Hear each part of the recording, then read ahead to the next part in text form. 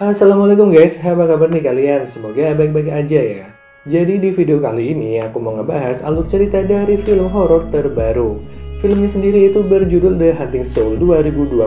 Nah, film ini nanti bakal bercerita tentang suatu keluarga yang lagi diteror sama iblis. Dan iblisnya itu menginjak anak dari keluarga tersebut. So, seperti apakah kisahnya? Kita langsung aja ke isi cerita film selengkapnya.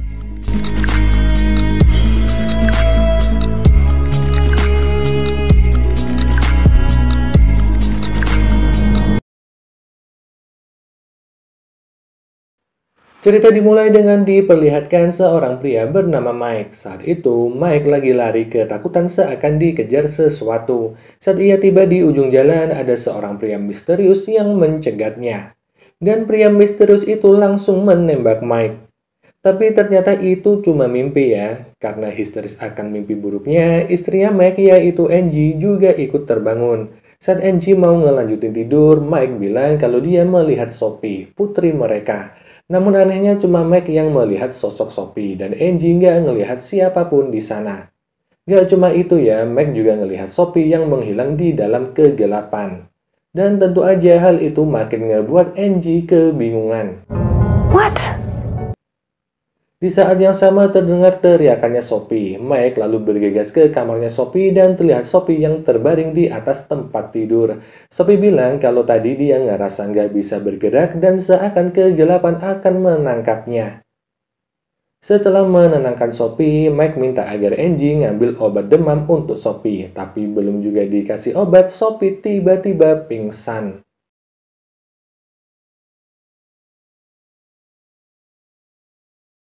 Mike dan Angie pun segera membawa Sophie ke rumah sakit, yang ternyata Sophie udah 3 kali dibawa ke rumah sakit karena hal yang sama. Saat memeriksa Sophie, dokter menemukan bekas luka di punggungnya Sophie. Dokter lalu bertanya kepada Sophie dari mana bekas luka itu. Sophie menjawab kalau dia nggak tahu dari mana luka itu, dan di saat dokter bertanya kepada Mike dan Angie, mereka berdua juga nggak tahu dari mana Sophie mendapat bekas luka tersebut. Singkat cerita, saat pemeriksaan udah selesai, dokter menjelaskan kalau Sophie terindikasi menderita kakeksia yang disebabkan oleh gizi buruk. Tapi anehnya badannya Sophie ini justru sama sekali nggak terlihat seperti orang yang menderita gizi buruk.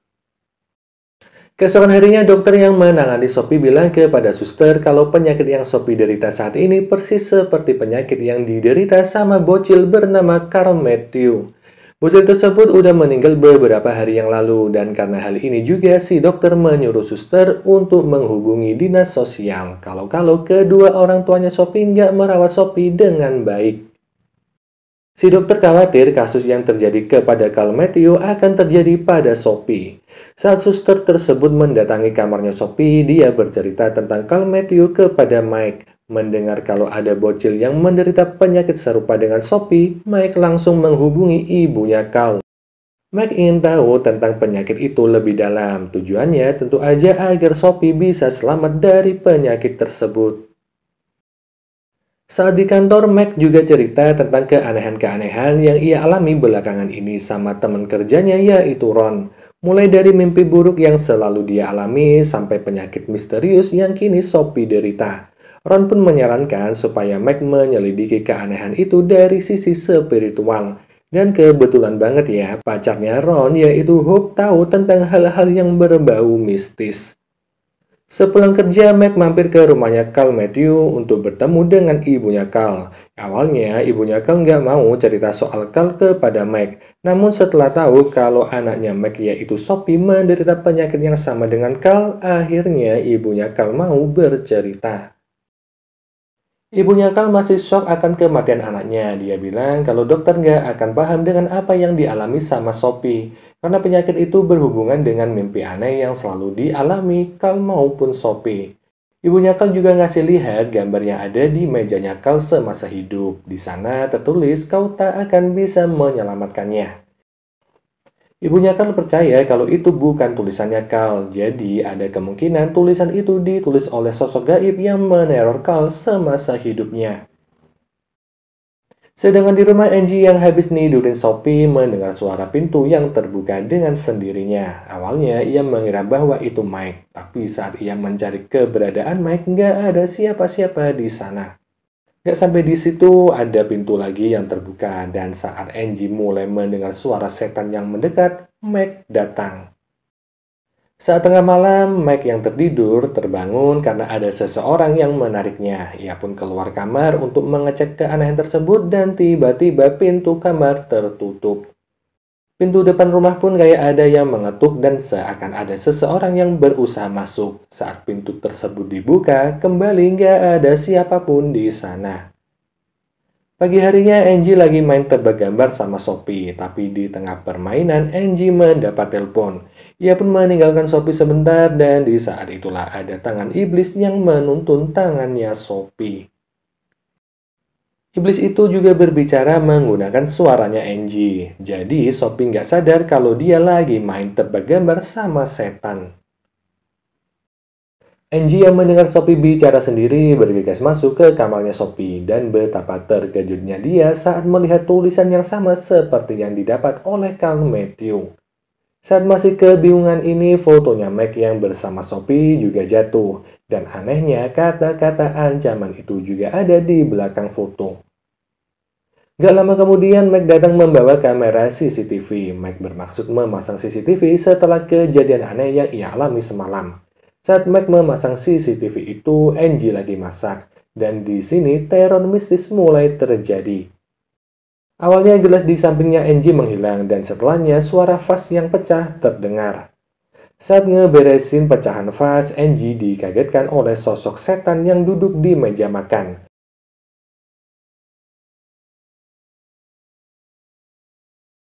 Tentu aja Angie ini ketakutan ya akan hal itu. Mike yang mendengar teriakan istrinya langsung menghampiri Angie. Angie pun bilang kalau dia habis lihat penampakan setan di meja makan. Mike pun ngecek ke meja itu dan kembali nggak ada siapa-siapa di sana. Yang ternyata setan itu udah pindah ke kamarnya Sophie buat ngeganggu Sophie. Setan itu melayangkan kertas gambarnya Sophie sampai ke atas jendela. Sophie pun mencoba mengambil kertas itu dengan menaiki lemari. Namun sialnya dia terpeleset dan hampir jatuh keluar jendela. Di sisi lain, Meg yang mendengar teriakannya Sophie langsung pergi ke kamarnya Sophie dan beruntungnya Sophie ini bisa diselamatkan oleh Meg yang datang tepat pada waktunya. Setelah semua hal itu terjadi, Meg kedatangan tamu. Dia adalah petugas dari dinas sosial yang dikirim oleh dokter yang menangani Sophie di rumah sakit. Petugas itu datang untuk menyelidiki apakah Meg dan Angie nggak merawat Sophie dengan benar. Ia pun minta agar bicara sama Sophie 4 mata aja dan petugas itu mulai bertanya apakah ayahnya Sophie suka melakukan tindak kekerasan padanya. Dan Sophie ini menjawab kalau ayahnya sangat sayang padanya dan dia sering menyelamatkan Sophie dari kegelapan. Bingung dengan kata-katanya Sophie, si petugas balik bertanya kegelapan apa yang Sophie maksud. Sophie pun bercerita bahwa ia sering melihat sosok gaib yang berusaha membawanya. Dan ayahnya selalu datang tepat waktu untuk membangunkannya dari mimpi buruk tersebut. Sophie juga menambahkan kalau itu semua terjadi karena sang ayah sangat sayang sama Sophie. Jadi Sophie bisa memanggil sang ayah melalui jiwanya. Setelah cukup interview dengan Sophie yang membuat petugas itu bingung, si petugas lalu datang kepada Meg dan Angie dan menanyakan tentang gambar yang bertuliskan kau tidak akan bisa menyelamatkannya. Melihat gambar itu, Meg bilang kalau tulisan itu nggak mungkin ditulis sama Sophie. Soalnya si Sophie ini kan belum bisa baca tulis. Bahkan Meg ini menganggap kalau kedatangan petugas itu justru memperkeruh suasana di rumah mereka. Dan Meg ini mengusir petugas itu. Di malam harinya seperti biasa, Meg bermimpi buruk, yaitu dikejar-kejar sama pria misterius. Tapi bedanya ya, sekarang Meg tahu siapa pria misterius tersebut. Yang ternyata itu adalah ayahnya Meg sendiri. Ayahnya Meg bilang supaya Meg merelakan Sophie karena Sophie udah nggak bisa ditolong lagi. Saat terbangun anehnya Meg ini melihat dirinya sendiri yang tertidur. Nggak lama kemudian si iblis datang. Dan iblis itu menuju kamarnya Sophie.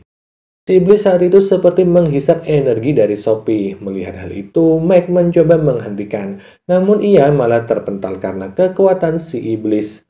Si iblis lalu lanjut akan menghabisi Mike, namun beruntungnya Angie membangunkan Mike dari mimpi itu. Setelah terbangun, Mike langsung melihat keadaannya Sophie, dan di sini Sophie baik-baik aja ya. Sophie juga bilang kalau ayahnya udah menyelamatkannya. Ya mungkin kejadian di mimpi tadi ya. Keesokan harinya, Ron datang bersama dengan pacarnya yaitu Hope. Mike lalu cerita secara detail tentang mimpi buruknya, termasuk kalau dia seakan-akan keluar dari tubuhnya dan menyelamatkan Sophie tadi malam. Hope bilang kalau Mike udah melakukan perjalanan astral. Hope lalu mengeluarkan kitab katalog iblis dan menyuruh Mike untuk menunjukkan iblis mana yang udah mengincar Sophie. Mike pun menunjuk salah satu iblis di kitab tersebut. Hope lalu menjelaskan kalau iblis yang udah meneror keluarganya Mike adalah iblis yang mengincar energi kehidupan. Dan iblis itu bisa menyerap energi manusia hingga manusia itu meninggal. Mike pun bertanya kenapa Sophie yang diincar. Hope lalu menjawab kalau jiwa anak kecil adalah energi yang paling murni. Hope juga menambahkan kalau satu-satunya cara untuk menghentikan iblis itu adalah dengan ritual pengusiran setan. Tapi ritual aja nggak cukup ya, iblis itu harus disegel ke tubuh seseorang agar dia nggak merajalela dan meneror manusia lainnya. Setelah perbincangan itu, Mike mengajak Hope untuk bertemu dengan Angie dan juga Sophie. Hope lalu menawarkan untuk melakukan ritual kecil di kamar itu, yaitu ritual pagar gaib untuk mencegah iblis masuk. Awalnya Angie menolak hal tersebut, tapi setelah diyakinkan sama Mike, ia pun menerima demi keselamatannya Sophie. Singkat cerita, persiapan pun beres, dan saat mereka menunggu di dalam lingkaran, iblis itu pun muncul.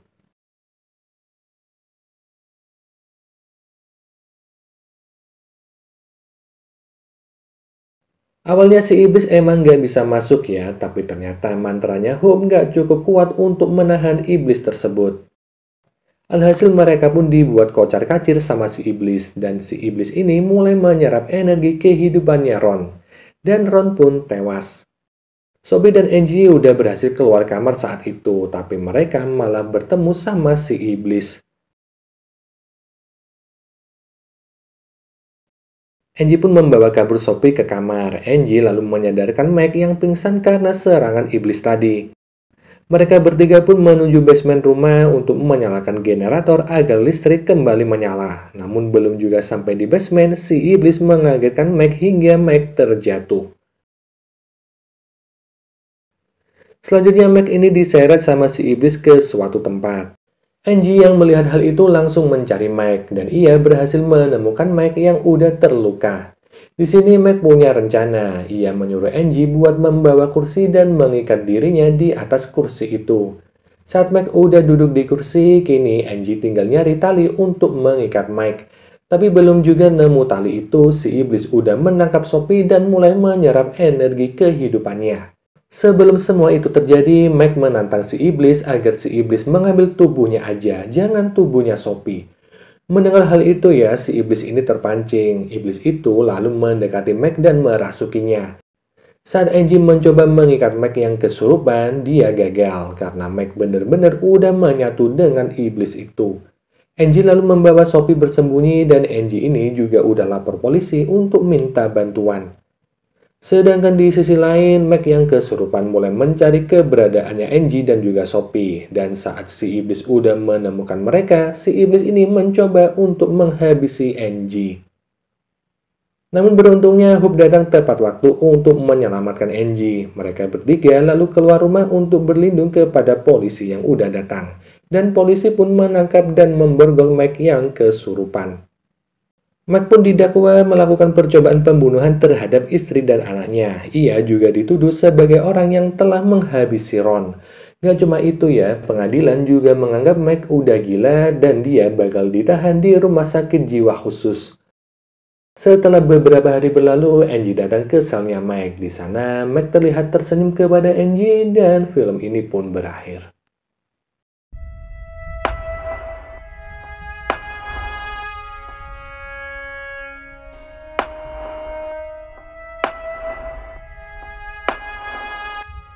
Oke guys, jadi itu tadi adalah seluruh alur cerita dari film Hunting Soul 2022. Pada akhirnya Meg ini mengorbankan dirinya sendiri ya, agar menjadi wadah segel untuk si iblis. Istrinya Meg yaitu Angie kayaknya juga udah ikhlas dengan hal tersebut, terlihat saat dia mengunjungi Meg di akhir film tadi.